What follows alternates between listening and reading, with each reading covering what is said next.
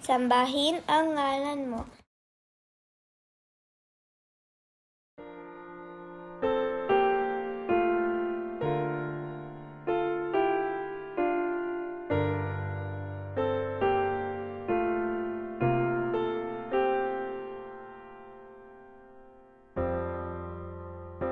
Ako nga pa pala Sister Stella Garcia.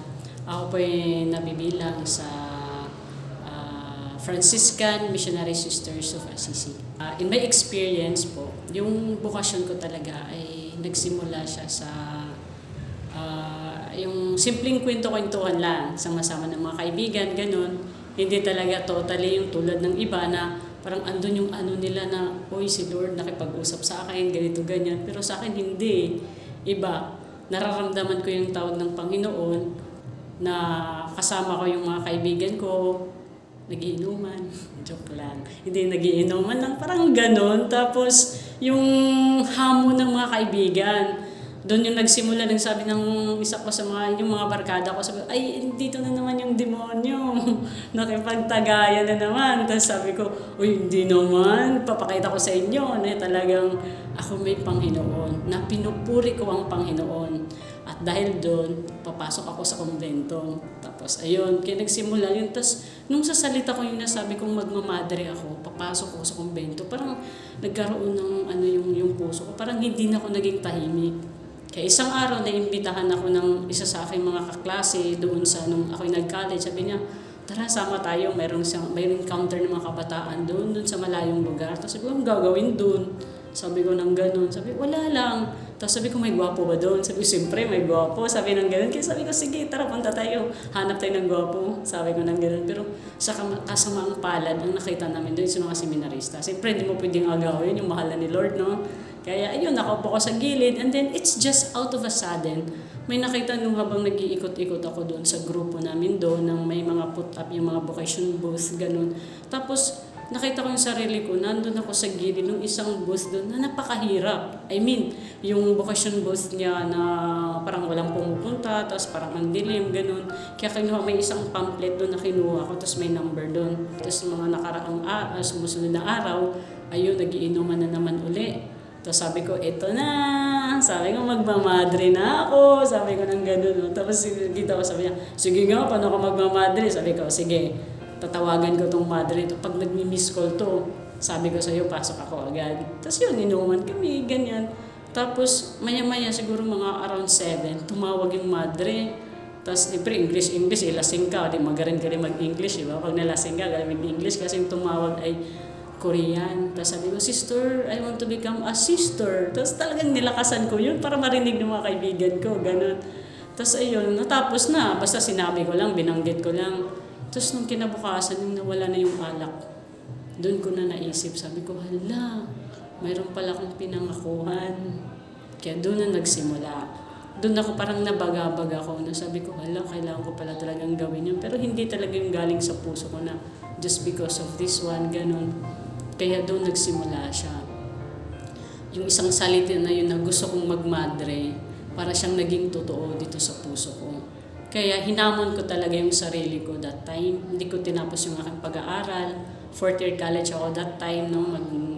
Education yung kinuha ko. Kaya dapat mag-practicum na ako. Hindi ko siya tinapos, in short. Kasi pumasok ako dito sa kumbento. At doon, sabihin natin, 21 years ago, at nandito pa din ako ngayon. At doon nagsimula talaga yung totoong tawag. Doon nagsimula ang aking bukasyon. Ayun. Kaya dahil doon, yung bukasyon na yun na hindi lang yun, sabi ko nga, inano ko lang dahil sa mga kaibigan, pero may kasama ding panalangin yun. Kasi para sa akin, kung hindi ko sinabayan ng panalangin yun, wala na ako dito ngayon. Kaya para sa akin, nung unang panahon, 20 years ago, na hindi ako laging nagdadasal, para sa akin, yung panalangin talaga ay isa siyang pagkipag-usap sa Panginoon kung ano yung nararamdaman mo, ano yung gusto mo, yung lahat ng mga hinanain mo, lahat ng kasiyahan mo, ganon. Yung parang tilang panalangin na isang tipong kwento, yan, makipagkwentuhan sa Panginoon. Hindi lang sa oras na ako'y may kailangan, Hindi lang sa oras na ako'y nagmamadali at kailangan ko agad yung intercession ng Panginoon. Kung hindi, lalong-lalo na sa akin bilang Franciscano, ay yung panalangin talaga sa akin na pumupunta ako kay Lord. Yung panahon na ako'y nagpapasalamat. Nagpapasalamat sa Kanya, hindi dahil may biyaya akong natatanggap. Nagpapasalamat ako sa Kanya dahil hindi niya ako pinabayaan. Lalo-lalo na sa oras na ako'y naghihirap. Kaya talaga ang panalangin, nakakatulong talaga siya para ma-refresh mo yung sarili mo, para ma-evalue mo yung sarili mo, at para din ma-evalue mo yung mga taong pinagsiservisyon sa akin na pinagsiservisyon ko. Kasi kung hindi ako nakadikit o hindi ako nakakling sa pagdadasal, paghahanap ng oras para sa Panginoon, para sa sarili ko, malamang sa malamang ay talagang mas maging mapait pa ako sa ampalaya. Way back 2012, yung nag-oo ako sa Panginoon ng panghabang buhay. Kasi ganito kasi yung nangyari. Nung ako'y nag-oo na mag-oo pala, nung oras na iyon, panghabang buhay kay Lord, bumisita yung mga magulang ko doon. Kasi sa Italy ko po ginawa yung, yung tawag nating perpetual vows, yung panghabang buhay na pangako para kay Lord bilang isang relihiyosa. Pero it happened na yung tatay ko, nung dumating po doon sa Italy, yung sa Rome po, medyo nanghihina po siya. Tapos, ayun, parang feeling lang na, parang we just take for granted yung health niya kasi akala namin yung napagod lang talaga siya sa biyahe. And then, nakapagpahinga na siya, pero ganun pa din yung nararamdaman niya. Tapos yun na nga, tinawag namin yung family doctor kasi uso naman kasi doon yan na doctor itself ang pupunta sa bahay. Tapos yun, parang nagmamadali yung doktor na nung na-check na niya si Papa, pinarush kami sa emergency. Tapos ayun na, tapos kinausap na ako ng personally ng doktor, sabi niya, your father is diagnosed last stage of leukemia. Sinabihan kami ng doktor na don't tell the patient yung condition niya for now unless we can find an alternative for him to longer his life, no? Kaya hindi namin masabi-sabi. Kasi hindi ko din masabi ni Mama kasi ayaw din ng doktor. Pero after 2 days, sinabi ko na talaga kay Mama na ganito yung sitwasyon ni Papa, ganito, ganyan. Tapos ang nakaano doon, sabi ni Mama, bawal malungkot. Until sa gabi na ako yung nagbabantay, tumatagilid ako kasi tumutulo yung luha ko talaga. Hindi talaga ko siya mapigilan. Tapos pagtingin ni Papa sa akin, tapos sabi niya, oh, bakit tumulo yung luha mo? Kasi madalang ako umiiyak. Bakit tumulo yung luha mo? Sabi ko, ay wala lang, namimiss kasi kita. Parang ganun lang ba? Naalala ko pa lang nung mga days na nasa ospital si Papa, tapos kausap ko yung mga kapatid ko sa Cebu. Sabi ng pinakapanganay namin, kahit anong mangyari, mag-profess ka. Kasi yun ang pinunta ng magulang natin dyan sa'yo. Walang atrasan, no? Nandito lang kami. Kahit iuwi mo pa siya ng kabaong, okay lang. Basta gawin mo yun. Kasi matagal ka nang hinabol namin na wag. Pero ginawa mo pa din yan. At nagpunta sila dyan to confirm na tanggap nila, kaya magpatuloy ka. Yun, sinasabi ko, Lord, kung ano man po yung gusto mo kay Papa, ikaw na po bahala. Huwag po kayong mag-alala kasi kahit anong mangyari sa mga oras na to, kahit kunin mo pa siya, kung mag-alala, mag-uoo pa din ako habang buhay. Hindi po kita aatrasan. Bigyan mo lang po kami ng lakas ng loob at yung nag-iisang regalo na hiningi ko para sa iyo na dalhin mo po siya sa langit.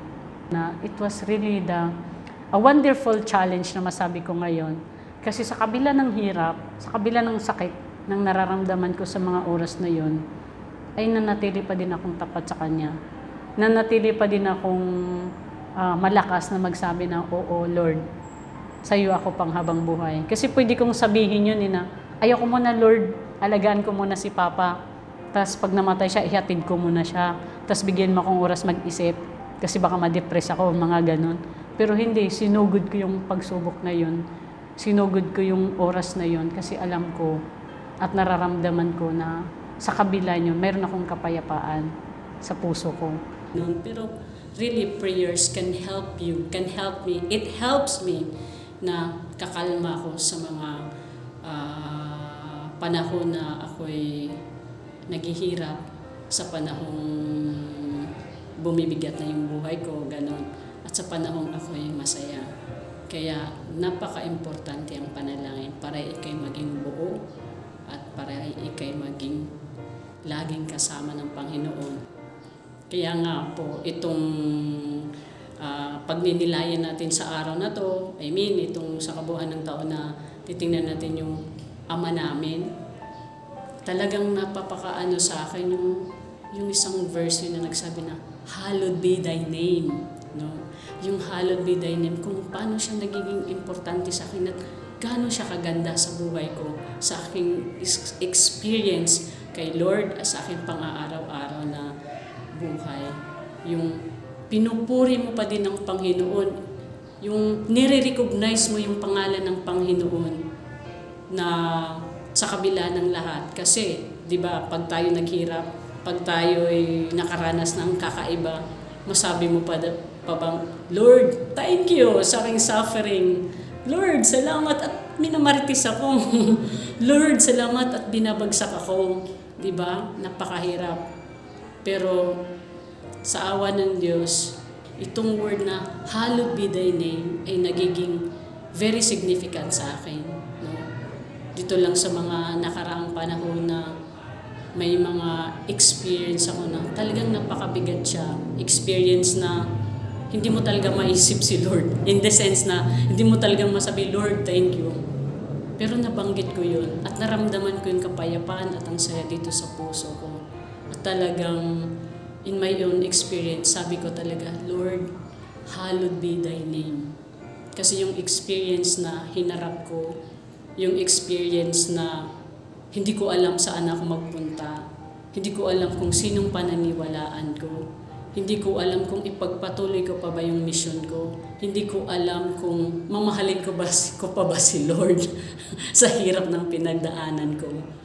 Pero ayun, by the grace of God, sa grasya ng Panginoon, sa pagmamahal ng Panginoon, sa patuloy niyang pagbibigay sa akin ng awa at pagmamahal, ay itong salitang hallowed be thy name ay hindi pala siyang hallowed lang or pagbanggit lang ng Panginoon, pero isa pala siyang napaka-importante at napakasayang salita na mabanggit mo lalot-lalot na ikay nasa oras na or sa sitwasyon ng babang-baba ka na.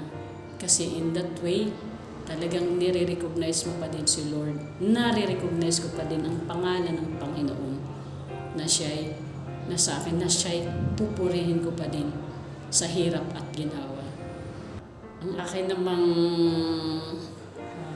message para sa mga kabataan na habang kayo naglalakbay at naghahanap at nakikiramdam kung ano ba talaga ang tawag para sa inyo, ano ba talaga ang klaseng buhay ang hinahanda ng Panginoon para sa inyo, ay makinig po kayo sa puso niyo. Huwag kayong magmamadali. Huwag kayong magling sa instant feeling lang. Pakiramdaman mo dito sa puso mo kung saan ka mapayapa. Huwag niyong masyadong madaliin. Kailangan ipasok natin sa buhay natin ang buhay panalangin. Para ganun maging authentic yung tawag o yung bukasyon na para sa atin talaga. Para talaga sa inyo. Maraming salamat po.